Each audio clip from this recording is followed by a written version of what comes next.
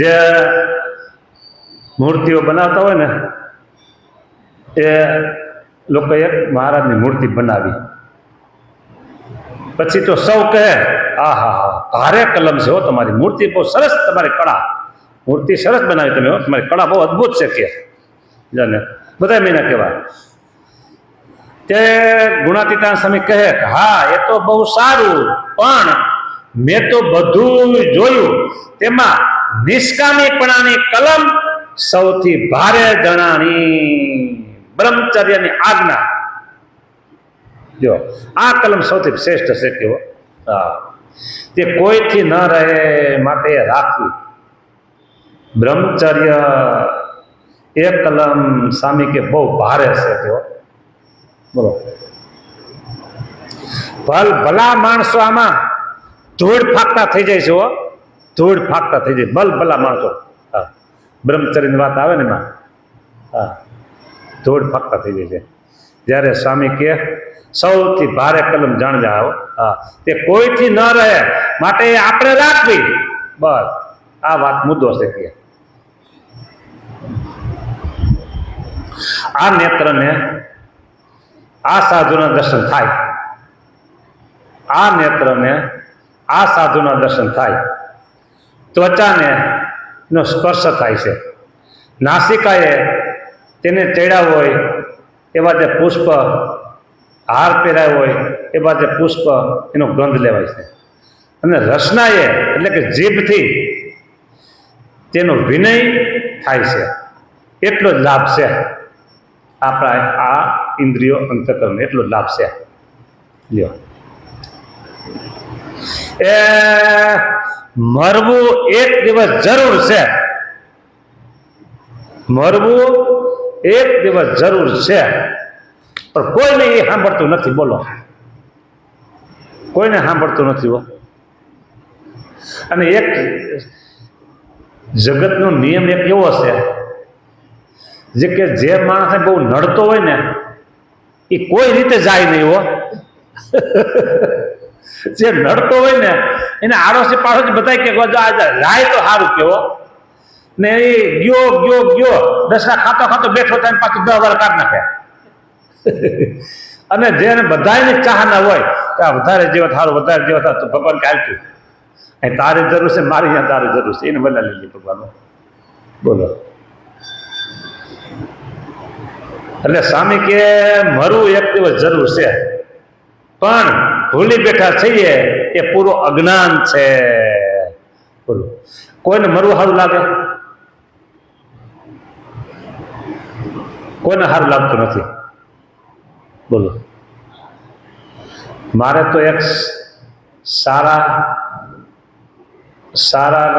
સદભાવનાની એક મારે વાસના કહો તો વાસનાની, ઈચ્છા કે તો ઈચ્છા, જે કયો એ છે. એટલે હું તો એમ કહું છું મારે તો હજી 108 વર્ષ માથે બીજા 2 આમ સ્વસ્થ રીતે રહેવાનું છે, સ્વસ્થ રીતે રહેવાનું છે હો, હા એમાં ફેર નહીં. હા ઘણા જીવના કલ્યાણ કરવાની વાત છે, હા ઘણા જીવના કલ્યાણ કરવાની વાત છે. અને કોઈને આવી વાત ન ગમે તો મને કે તમારે વાસના છે, એટલે હું કહું એ વાત કે ભલે કહેતા હોય એના માટે એને જેવું લાગે, પણ હું તો એમ કહું હવે જે હું કંઈ કરું છું ને એ મારા માટે નથી કરતો, હવે જે હું કંઈ કરું છું એ મારા માટે નહીં, મારા કલ્યાણ માટે મારે બધું થઈ ગયું, અને મારું કલ્યાણ મારા ગુરુએ મને કરી દીધું છે, મારું કલ્યાણ બાકી નથી, મારું કલ્યાણ મારા ગુરુએ મને કરી દીધું છે, એ બાકી નથી. ને હવે હું મારા માટે કરતો નથી, હવે જે કંઈ કરું છું એ હું બીજા માટે કરું છું, હજી બીજા માટે મારે કરવું છે. શું કામ કે અભય દાન જેવું મોટું દાન એ કંઈ નથી. અન્નદાન, વિદ્યાદાન, વસ્ત્રદાન, આવા ઘણા દાન છે, સોનાના દાન, ભૂમિના દાન, પણ અભય દાન જેવું એક દાન મોટું નથી. સ્વામિનારાયણ ભગવાને આની ઉપર મોર છાપ મારી દીધી, સહી કરી દીધી, અભયદાન. એટલે જીવાત્માઓને અભયદાન દેવા માટે મારો એક પ્રબળ ને જોરદાર ને તીવ્ર સંકલ્પ છે, તીવ્ર સંકલ્પ છે, પ્રબળ સંકલ્પ, જોરદાર સંકલ્પ છે. હા, એટલે મને મરવું સાંભળતું નથી, મરવાનું એટલે સાંભળતું નથી. ગામડામાં સંતો ફરતા હતા, એમાં એક બાપા બહુ મોટી ઉંમરના થઈ ગયા હતા, અને એમ થાય કે બાપા સુખી થાય તો સારું. એટલે સાધુ હોય છે થોડાક રમતિયાળ નાની ઉંમરના, એટલે એને રમતમાં હસતા હસતા કીધું કે બાપા હવે તમારે કેની ધામમાં જવું છે? અને બાપાને આંખ બદલી, હો કોણ છે તારા ગુરુ? કે આ તારો સાધુ. હા, એમ નું કીધું, હરખા વેકનું કીધું, આ તમારો સાધુ, હું તમારી પાસે રોટલા ખાવા આવું છું કે? એટલે મને કહે છે કેદી મરવું છે કે? હું એને નડું છું કે? બોલો હવે આમ ઓલા સાધુ તો હસતા હસતા કીધું, રમેશમાં કીધું કે બાપા હવે તમારા ધામમાં કેદી જવું છે કે? ઉંમર થઈ ગયેલી હતી, તોય એને મરવું સારું લાગતું નહોતું. બોલો આવું છે. હા, એ જો હું તો તમને કહું, મારું મેં કહી દીધું, હવે તમારું કહું. અત્યારે હાજા હારા હોય, હાવ નરવા હોય, અને ઘરનો બગીચો બધું કમ્પ્લીટ થઈ ગયો હોય, તો ભગવાનને એમ કહેવાય કે હવે તમારે લઈ જાવ હોય તો મને લઈ જજો, હું તૈયાર છું. હવે તમારે લઈ જાવ હોય તો લઈ જજો, અમારો બગીચો બરાબર સરસ થઈ ગયો છે. હા, બરાબર બગીચામાં ફળ ફૂલ બધું સરસ આવે છે. હવે હું નવરો થઈ ગયો છું, તમારે જે આવવું તો આવજો, હું નવરો થઈને બેઠો છું. હા, હું નવરો થઈને બેઠો છું, કે તમારે જ્યારે આવું ત્યાં આવજો. બસ, પણ મને હાજે હારો નામ સીધે સીધું લઈ જજો. હા, મારે હેરાન ન થવું પડે. હા, એ તમને હું કહું, હેરાન ન થવું પડે, મને હેરાન કરશો નહીં. એમ હાજે હારા હોય, નરો હોય. હમણાં આપણે બે ત્રણ બાપા આવતા કરતા બધા ન લીધી કે ભગવાન લઈ જાય, કોઈને એક દીમન, કોઈને બે દીમન, કોઈને ત્રણ દીમન લ્યો.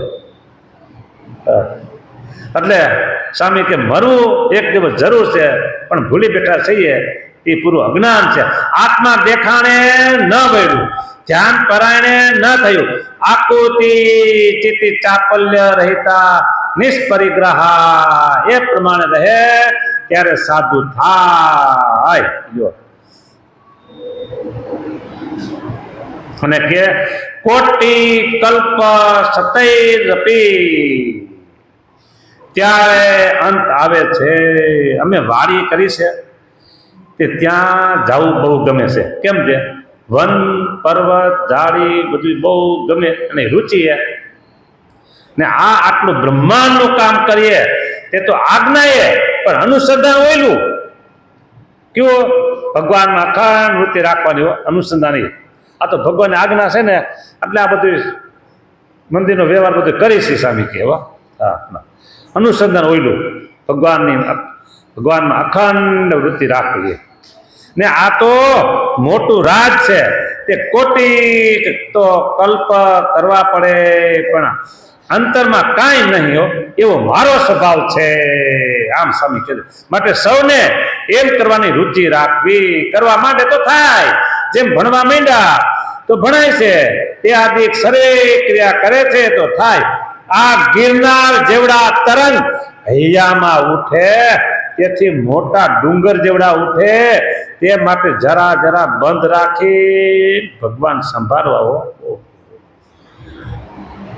આ ગિરનાર જેવડા તરંગ હૈયામાં ઉઠે છે, બોલો એ તમારે જોવા છે?